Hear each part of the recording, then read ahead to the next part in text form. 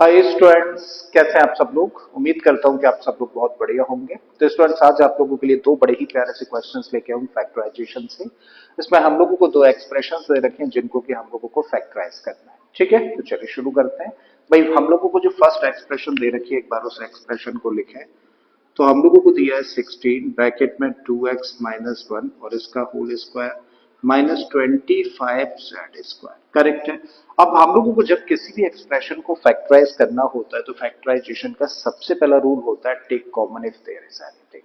तो यहाँ पे देखें तो दो टर्म्स है, क्या कोई चीज कॉमन है? तो आप कहेंगे नहीं है कॉमन। जब नहीं है कॉमन तो फिर नेक्स्ट स्टेप पे जाए। अगले स्टेप में हम लोग देख रहे हैं कि भाई दो टर्म्स है और यहाँ पे जो दो टर्म्स है ना, काफी हद तक स्क्वायर्ड फॉर्म में है। एग्जैक्टली नहीं है लेकिन काफी हद तक स्क्वायर्ड फॉर्म में है और बीच में हम लोगों को दोनों ही टर्म्स के माइनस का साइन दिख रहा है।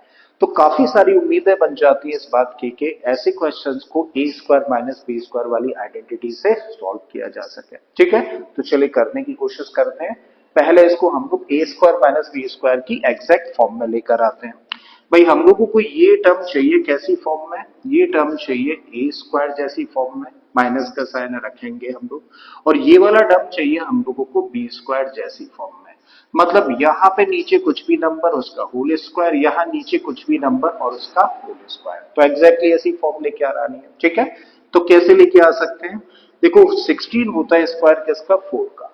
तो चाहे तो हम लोग लिख सकते हैं 4 और इस ब्रैकेट को अगर हम लोग ऐसे ही लिखें और इसको एक ब्रैकेट के अंदर बंद कर दें और बाहर होल स्क्वायर लगा दें तो एग्जैक्टली देखिए कैसी फॉर्म बन जाएगी, ए स्क्वायर जैसी फॉर्म बन जाएगी। ठीक है, देखो 4 का स्क्वायर करोगे तो आ जाएगा 16 और 2x माइनस वन का स्क्वायर करेंगे तो 2x माइनस वन का होल स्क्वायर आ जाएगा। इसका मतलब सही डायरेक्शन में। माइनस का साइन रखिए। अब हम लोग अगर इस पर काम करें तो इसको लेकर आना है इस फॉर्म में। कैसे लेकर आए? भाई, 25 होता है 5 का स्क्वायर, तो हम लोग लिख सकते हैं 5z और इसका होल स्क्वायर। ठीक है, 5 का स्क्वायर करेंगे तो बाहर निकल के आएगा 25, z का स्क्वायर करेंगे तो z स्क्वायर। मतलब हम लोग सही डायरेक्शन में सही लिखा है हम लोगों ने। अब एग्जैक्टली हमारे सामने जो फॉर्म निकल कर आ रही है वो कैसी है? A square minus B square. और अगर form A square minus B square जैसी है तो A square minus B square वाली फॉर्म का फैक्टराइजेशन कैसी फॉर्म का होता है? भाई, इसका फैक्टराइजेशन होता है A plus B in a bracket in another bracket A minus B. मतलब अगर कोई भी एक्सप्रेशन इस फॉर्म में है तो उसका फैक्टराइजेशन हम लोग इस आइडेंटिटी का यूज करके इस फॉर्म में रख सकते हैं। ठीक है, अब जरा बताओ ए की जगह पर क्या है? स्क्वायर के अलावा जो कुछ भी होता है ना वो ए होता है। तो ए की जगह पर 4 into two x minus one है। ठीक है, तो हम लोग क्या करें, एक ब्रैकेट लगाएं ये वाला और फिर ए लिखें प्लस में फिर बी लिखें। तो ए की जगह पर हम लोग लिखेंगे 4 2x माइनस वन प्लस में बी। बेटा, बी का मतलब स्क्वायर के अलावा जो कुछ भी है तो क्या है? 5z है। तो यहाँ पे हम लोगों ने रखा 5z। तो इस तरीके से ये वाला ब्रैकेट कंप्लीट किया। फिर अगले ब्रैकेट में कैसी फॉर्म? a minus B. तो भाई ए की जगह पर क्या है? ए की जगह पर है 4 इंटू में 2x माइनस वन और इसमें से माइनस करेंगे b यानी कि 5z को। आई थिंक चीजें यहां तक क्लियर है। अब फर्दर क्या करें? ब्रैकेट के अंदर भी हम लोगों को ब्रैकेट देखने को मिल रहा है तो इसको खत्म करें, मतलब ओपन कर दें। तो नेक्स्ट स्टेप में हम लोग लिख सकते हैं ब्रैकेट के बाहर 4 है तो दोनों टर्म्स को मल्टीप्लाई करेगा। तो 4 का मल्टीप्लाई 2x में करेंगे तो बन गया 8x। 4 का मल्टीप्लाई माइनस वन में करेंगे तो माइनस का 4 प्लस का 5z। ठीक है, यहां भी यही काम करें तो 8x माइनस का 4 माइनस का 5z। चाहे तो इसी को आंसर कह सकते हैं, अदरवाइज वेरिएबल वाले टर्म्स पहले लिख दीजिए, कांस्टेंट को बाद में लिखते हैं। ठीक है, चलिए कर देते हैं ऐसा भी। तो हम लोग कह सकते हैं कि 8x plus 5z minus 4 into में 8x माइनस 5z माइनस 4।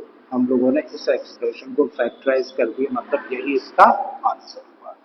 ठीक है, तो मुझे उम्मीद है कि फर्स्ट वाला पार्ट तो आप लोगों को क्लियर हो गया होगा। आते हैं इसके नेक्स्ट पार्ट पर।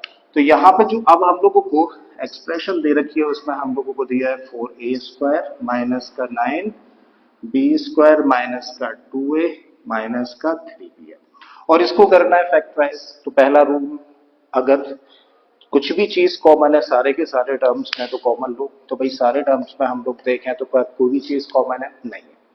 दूसरी चीज पर जाए तो भाई कोई भी आइडेंटिटी लगते हुए देख पा रहे हैं एग्जैक्टली तो अभी नहीं। फिर हम लोग एक चीज ऑब्जर्व कर रहे हैं कि यहाँ पे जो दो टर्म्स हैं वो काफी हद तक स्क्वायर्ड फॉर्म में है, और साथ में दो दो वेरिएबल्स का कॉम्बिनेशन भी नहीं है जो कि a प्लस बी का होल स्क्वायर है, a माइनस बी का होल स्क्वायर जैसी पॉसिबिलिटी बन सके। ठीक है, तो इसका मतलब हम लोग ट्राई कर सकते हैं कि इसको स्क्वायर्ड फॉर्म में लेके आए, इसको भी स्क्वायर्ड फॉर्म में पहले लेके आए, और इन दोनों को एक ब्रैकेट के अंदर बंद करें। ठीक है, फिर देखते हैं कि उसके बाद क्या कर सकते हैं। तो भाई जब हम लोग इसको स्क्वायर्ड फॉर्म में लिखना चाहें तो क्या लिखें? देखो 4 होता है किसका स्क्वायर? 2 का। इसका मतलब इसको लिख सकते हो आप 2a और इसका होल स्क्वायर माइनस 9 होता है स्क्वायर 3 का, तो इसको लिखा जा सकता है 3b का होल स्क्वायर, और यहाँ पे इन दोनों टर्म्स को एक ब्रैकेट में बंद करें। जब हम लोगों ने ब्रैकेट लगाया तो ये माइनस बाहर आ गया, और किसी भी ब्रैकेट के बाहर अगर माइनस आ जाता है तो फिर अंदर के सारे टर्म्स के साइन चेंज हो जाते हैं। तो ये जो टर्म नेगेटिव था ये कैसा हो गया? ये पॉजिटिव, इसका मतलब 2a हुआ पॉजिटिव। 3b भी कैसा हो गया? 3b भी हो जाता है पॉजिटिव, तो यहाँ पे हम लोगों ने रख दिया 3b। आई थिंक यहाँ तक कोई डाउट नहीं है। अब सिंपली ना इन दो टर्म्स को देखो, यहाँ पे देखें 2a को अगर a पढ़ लें तो ये बनी a स्क्वायर माइनस 3b को अगर b पढ़े तो b स्क्वायर जैसी फॉर्म। मतलब ये फॉर्म बन रही है कैसी? Exactly a square minus b square की जैसी, जहां पे a क्या है? a है 2a और b की जगह पर क्या है? 3b है। और जब ये ऐसी फॉर्म है तो इसका तो फैक्टराइजेशन कैसी फॉर्म का होना चाहिए? ऐसी फॉर्म का होना चाहिए भाई। कर देते हैं। a की जगह पर हम लोगों को देखने को मिला 2a, प्लस में b चाहिए और b की जगह पर क्या है? 3b, दोनों एक ब्रैकेट के अंदर होने चाहिए, लगा दिया हम लोगों ने। फिर अगले ब्रैकेट में a माइनस बी, a का मतलब है 2a माइनस b का मतलब है क्या? 3b। ठीक है, फिर एक माइनस है बड़ा सा लगा देते हैं जिससे कि क्लियरली आइडेंटिफाई कर पाए टर्म्स। और यहाँ पे क्या लिखा है? यहाँ पे लिखा है 2a प्लस 3b। और अब हम लोगों के सामने बेटा कितने टर्म्स तैयार हो गए? देखो हम लोगों के सामने दो टर्म्स हैं, एक टर्म ये है और एक टर्म ये है। और इन दो टर्म्स में हम लोग देखें क्या कोई चीज कॉमन है? तो आप कहेंगे यस 2a प्लस 3b यहाँ भी है और 2a प्लस 3b यहाँ भी है। तो इसका मतलब क्या कॉमन है? 2a प्लस 3b कॉमन है। तो हम लोगों ने 2a प्लस 3b कॉमन लिया। जब इस टर्म में से ये चीज बाहर चली गई तो क्या बचा? यहां से बचता है 2a माइनस 3b, माइनस का साइन रखिए। ये तो पूरा का पूरा टर्म देखिए यहाँ पे आ गया फैक्टर, मतलब टर्म में से, तो यहाँ पे क्या बचा? देखिए कुछ नहीं बचा था, मतलब क्या होता है? वन तो एक फैक्टर हमेशा बना रहता है ना। ठीक है, तो इस तरीके से हम लोग क्या लिख सकते हैं इसको? 2a प्लस 3b, और इसको लिखा जा सकता है 2a माइनस 3b माइनस 1, और हम लोगों ने इस तरीके से इस एक्सप्रेशन को भी फैक्टराइज कर दिया। ठीक है, तो मुझे उम्मीद है स्टूडेंट्स के दोनों ही क्वेश्चंस आपको अच्छे से समझ आए होंगे। अगर ऐसा है तो प्लीज वीडियो को लाइक कर दें, चैनल को सब्सक्राइब कर लें, और बाकी अगर इसी तरीके के क्वेश्चंस और भी देखने हैं तो प्लेलिस्ट में चले जाइए। ऑलरेडी इस तरीके के बहुत सारे क्वेश्चंस आपको देखने को मिल जाएंगे। ठीक है, तो चलिए मैं फिर से आता हूँ इसी तरीके के एक और वीडियो लेक्चर के साथ में। Till then keep learning and thank you for watching this video.